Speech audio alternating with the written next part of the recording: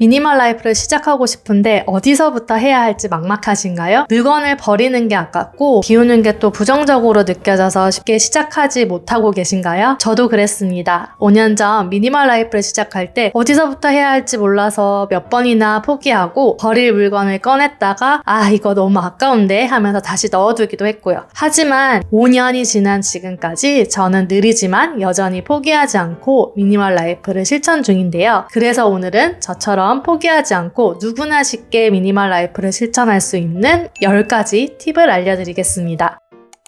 1. 물건 정리보다 비우는 게 우선입니다. 처음 미니멀 라이프를 시작하면 일단 정리부터 해야지 라는 생각이 들기 쉬운데요. 저도 처음에 물건을 깔끔하게 정리하고 싶은 마음에 수납용품을 사기도 했습니다. 그런데 정리를 아무리 잘해도 물건이 많으면 결국 원래 상태로 돌아오더라고요. 정리보다 중요한 건 비우기입니다. 잘 비우기만 해도 정리는 저절로 쉬워집니다. 미니멀 라이프를 결심했다면 정리용품부터 검색하지 말고 비우는 것부터 시작해보세요. 2. 비우는 것에 부정적인 생각 줄이기. 비움부터 시작하는 거 알겠는데 비우기 어려운 분들 계시죠? 아마 비움에 대한 부정적인 감정 때문일 거예요. 저도 정리 초기에는 비움에 대한 죄책감과 언젠가 한번 쓸 것 같은데 하는 마음에 비우는 것을 잘 못했는데요. 그리고 생각보다 비우는 과정 자체가 엄청 번거롭고요. 하지만 비움을 실천하면서 나에게 꼭 필요한 물건을 보는 안목이 생겨서 물건을 충동적으로 사고 늘리는 일에 아주 신중해졌고요. 무엇보다 불필요한 물건이 차지하던 공간이 생기니 그 공간을 훨씬 유용하게 쓸 수 있었습니다. 그러니 비우는 걸 너무 부정적으로 생각하지 말고 가볍게 생각해보세요. 3. 기부나 나눔 적극적으로 활용하기. 그래도 비우는 건 아까워 라는 생각이 든다면 비움에 대해 긍정적으로 생각을 전환할 수 있는 방법인 기부 또는 나눔을 적극적으로 활용해보세요. 물건 기부를 할 수 있는 대표적인 세 곳은 아름다운 가게, 굿일 스토어, 오켄입니다. 세 곳 다 직접 방문하지 않아도 택배나 방문수거 서비스를 활용할 수 있는데요. 저는 기부받는 옷에 대한 기준이 상대적으로 까다롭지 않은 오켄을 자주 활용하고 있습니다. 우리 집에는 필요 없는 물건이지만 다른 누군가에게는 유용할 수도 있고 기부금 영수증도 받을 수 있어서 비워도 전혀 아깝지 않더라고요. 4.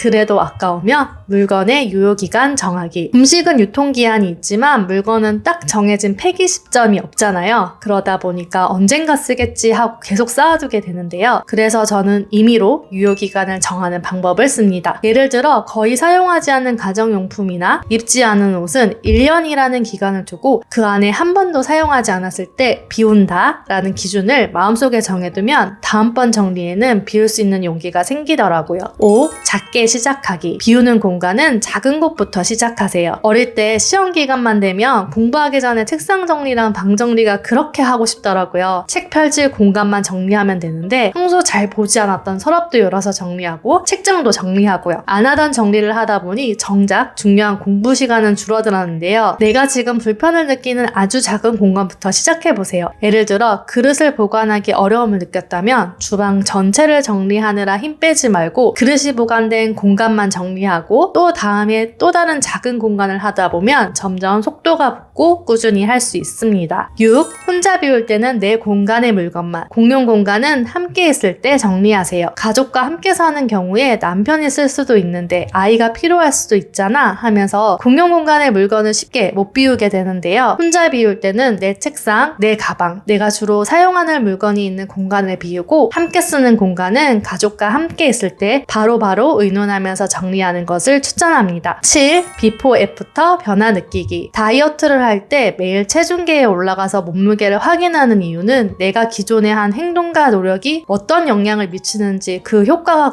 궁금해서인데요. 조금씩 실천하는 미니멀 라이프는 변화를 느끼기가 어려울 수도 있습니다. 가끔 저는 유튜브를 하면서 예전에 촬영했던 영상을 보면서 이렇게 변했구나 하고 확 와닿는 경우가 있는데요. 사진이나 영상으로 지금 사는 공간을 조금씩 기록해보세요. 변화를 캐치하면 계속 실천할 수 있는 힘이 생길 겁니다. 8. 왜 미니멀 라이프를 하고 싶은지 생각하기. 나는 왜 미니멀 라이프를 하고 싶지? 예쁜 집을 만들고 싶어서 아니면 집안일을 줄이고 싶어서 나만의 이유를 명확하게 하는 것이 중요합니다. 저는 제 시간을 만들고 싶어서 미니멀 라이프를 시작했는데요. 집안일을 줄이고 그 시간에 저를 위한 무언가를 하고 싶었습니다. 살림에 투입되는 시간을 줄이는 게 목적이니 굳이 공간을 예쁘게 꾸미기보다는 내가 빨리 편하게 집안일을 할 수 있도록 정리하는데요. 다른 사람이 하는 미니멀 라이프를 무작정 따라하기보다 나는 왜 미니멀 라이프를 하고 싶은지 생각하고 나에게 맞는 방향으로 실천해보세요. 9. 빠르게 바뀔 것이라 생각하지 않기. 삶의 방식을 바꾸는 것이 하루아침에 가능할까요? 라이프를 바꾸는 건 단기전이 아닌 장기전이라 생각하고 천천히 습관을 바꿔보세요. 저도 지금은 아니지만 노후에 물건이 거의 없어서 청소 걱정도 적은 진정한 미니멀리스트 할머니가 되어 있지 않을까 싶습니다. 10. 오래 해야 하니까 재밌게 하기. 뭐든 재미가 없으면 지속하기 힘들죠? 자신만의 미니멀 라이프 재미를 한번 만들어 보세요. 저는 재미를 찾기 위해서 미니멀 라이프를 하는 과정을 유튜브로 공유하고 있는데요. 저처럼 이렇게 영상으로 기록해서 다른 사람과 소통하는 재미를 느껴도 되고, 이 과정이 부담스럽다면 물건을 비우면서 중고거래나 나눔의 재미를 찾거나 스스로 게임처럼 규칙을 만들어 보는 것도 좋은 방법입니다. 제 채널을 구독하고 함께하는 것도 좋은 방법입니다. 오늘은 포기하지 않고 누구나 쉽게 미니멀 라이프를 실천할 수 있는 10가지 팁을 알려드렸는데요. 여러분은 미니멀 라이프를 꾸준히 하기 위해 어떤 방법이 가장 효과적이었나요? 댓글로 공유해 주시면 저도 참고해서 더 즐겁게 미니멀 라이프를 실천해 보겠습니다. 오늘도 끝까지 시청해 주셔서 감사합니다.